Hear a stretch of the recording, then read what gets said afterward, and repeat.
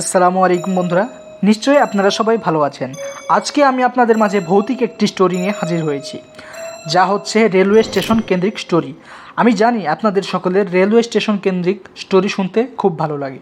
তো চলুন বকবক না করে শুরু করে দিই আজকের আমাদের এই ভিডিওটা। ঘটনাটি হচ্ছে ভারতের নো সার্ভিস রেলওয়ে স্টেশন কেন্দ্রিক ঘটনা, যা ইতিহাসের পাতায় আজও অমীমাংসিত একটি ঘটনা।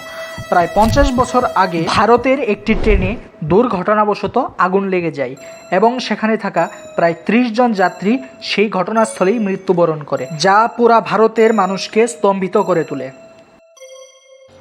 আর ঘটনা এইখান থেকেই শুরু। সেই স্টেশনে একটি স্টেশন গার্ড এবং তার ফ্যামিলি থাকতো। এক রাতে স্টেশন গার্ড তার ডিউটির সময় খেয়াল করে একটি মেয়ে রেলের সাথে পাল্লা দিয়ে দ্রুত দৌড়ে যাচ্ছে। সেটি সে নিছক ভুল ভেবে পরের দিন রাতে আবার ডিউটির সময় দেখে একটি মেয়ে রেলের সঙ্গে পাল্লা দিয়ে খুব দ্রুত গতিতে দৌড়ে যাচ্ছে, এবং যা সে পরের দিন স্থানীয়দের জানায়। তার কিছুদিন পর স্টেশন গার্ড এবং তার ওয়াইফের লাশ একটি কুয়ার সামনেই পাওয়া যায়।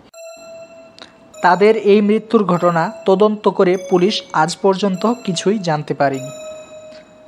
আর এরপর রেলওয়ে স্টেশনের সকল কর্মীর সাথে ভয়ঙ্কর এবং ভৌতিক ঘটনা ঘটতে থাকে, যার কারণে ভারত সরকার বাধ্য হয়ে এই রেলওয়ে স্টেশনটি বন্ধ করে দেয়। আর এখন পর্যন্ত ভারতবর্ষের এই নো সার্ভিস রেলওয়ে স্টেশনে কিন্তু ভৌতিক ঘটনা চলমান রয়েছে। আপনারা কিন্তু চাইলে এই বিষয়ে বহুত ইতিহাস এবং ঘটনা গুগলে সার্চ করে দেখতে পারেন।